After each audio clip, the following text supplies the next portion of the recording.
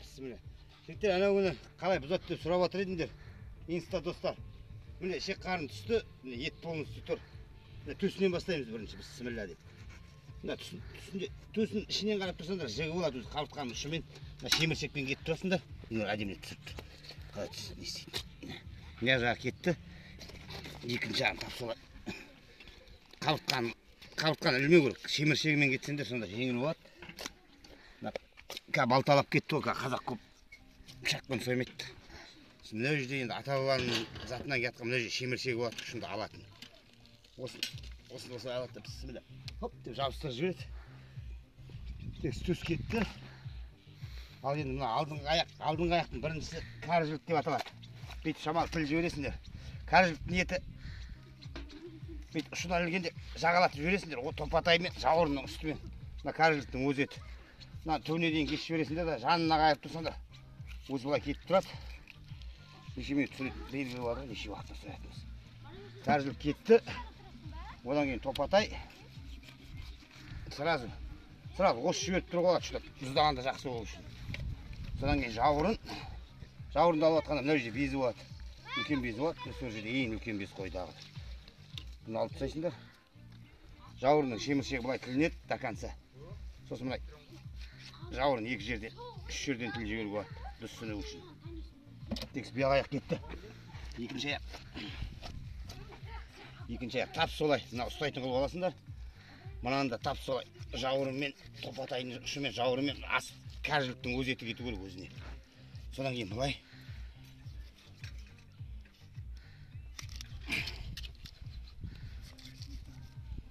Мынаны тіл жібересіңдер, кәрі жіліктің етін. Топатайдан кейін жауырын. Жауырында қайттан безге келеміз. Мына жерде безді резко алып жібереміз пышақтың ұшымен. Жауырынды айналдырып жібереміз. Жауырынның обязательно ол ата-бабадан кеткен зат, ол мен емес шығарған мына. Осылай шеміршегі бөлінеді. Сосын олай екі жағынан тілінеді. Хоп дейсіңдер. Алып жібересіңдер. Тек мына жерде шаптар, мына жерде безі болады. Безді алып жібереміз. Сосын мына сүбе қауыртқаның өзінің несі, еті кететін. Екі қауыртқадан тесіп қоясыңдар. Қауыртқаның ұшын айналып кету керек. Бірінші қауыртқан алғаннан кейін өте беруге болады жайлап.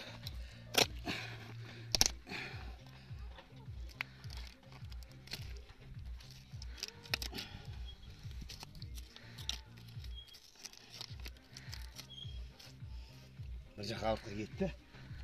Қайтадан мына жағында без, мына жерде тіл жіберсеңдер көрінеді, безін алып тастау керек, обязательно. Безін алмауға болмайды қой.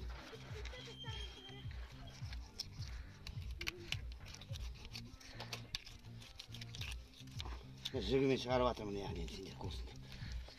Жайлы тартып тұрсаңдар жігімен де кете береді өзі. Шамалдан кейін пышақ тауып алып тұрады өз жігін.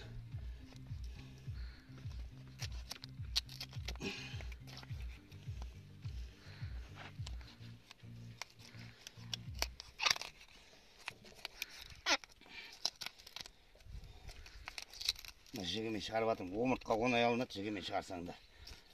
Марқа нелердің тіл жібереді ғой, мына тұсақ қой енді сойып атқаны. Анау Инстаграмда бір достар айтып еді, мынаны сойып көрсетші деп. Сосын мына жіліктеп көрсетейін деп жатырмын, бұйырса келістір айтсам бәрін. Қабыртқа кетті, енді мойынға түсеміз. Мойны қисайып тұрған жерінен түсесіңдер бұлай.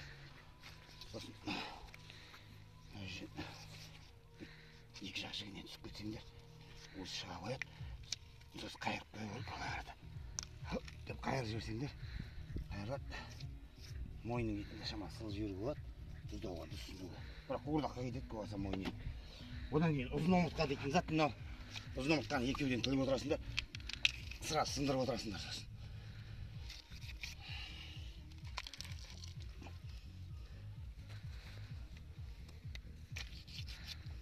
Екі омыртқадан жақсы табаққа салғанда да, қуырдақ болса да, мынау бел омыртқаның түбінен тіл жібересіңдер. Одан кейін мына бел омыртқаны былай тіліп өтесіңдер. Каждый өзінің жігіне түсіп отсаң әдемі болады. мына жерде уже бір амбасқа жақын.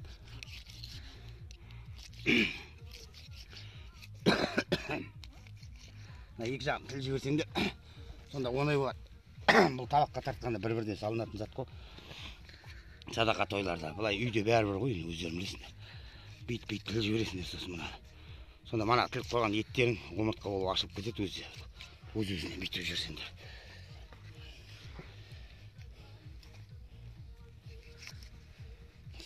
Соңғы мынау жамбас. Құйымшаққа жалғанатын жері мынау.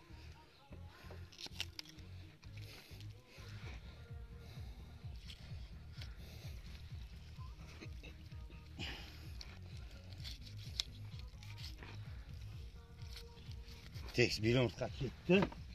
Енді артқы аяққа келіп қаламыз. Артқы аяқ бүйтіп жүресіңдер, жігіне түссеңдер. Өзінен өзі шартып тағады, қолдың күші керегі жоқ онда. Текс осыға құйрықты кеспеппіз ғой. Құйрықты кескенде шамалы жамбасқа ет май қалу керек мына жерде. Май қалмаса жамбастарың әдемі болмайды. Шамалы майын қалдырасыңдар. Сразу осы жерден осы жерге болады құйрықты осыны. Бүйтіп осы жіберсеңдер, сосын спокойно кесіп ала бересіңдер. Құйрық дайын. Содан мына асықшылық дейтін зат жамбастың еті осылай қалады. Мына асықшылықтың еті былай кесіледі. Асықшылық жағалап, жылт жағалап отырсаңдар өзі шыға қояды мына жер. Сосын асықшылықтың мына етінің ішінде обязательно безі болады. Соны обязательно алу керек. Ортасында күттай безі болады міне. Мынандай. Оны алып тастайсыңдар. Асықшылық болды осымен. Мына жерде кесіп аласыңдар осылай. Асықшылық кеткеннен кейін мына ортан жілік енді. Ортан жілік жамбасқа жабысып тұрады. Оршоға кіріп тұрады жамбасқа. Оршоғынан шығарып алсаңда, жамбастың етін ауыстырып жібермеу керек.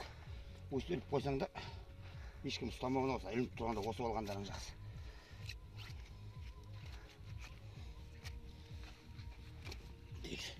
Жамбасты ортасына жарып жіберу керек. Мына жамбас шығу үшін. Мына тіл жібересіңдер жамбасты құйымшақтан. Басып қалсаңдар шыға береді өзі. Мынау құйымшақ дейтін зат. Құйымшақ тіл жібересіңдер де жамбастан мына жағында айырып аласыңдар. Көрдіңдер ғой енді. Мынаны енді бұза алмаймын, бұл шашлыкка енді айтпаса бұзылып кетсе ет алмай қалады шашлыкка. Осымен қысқаша репортажымызды аяқтаймыз. Қойып сойғанды көз қалымжан қонысбай болды.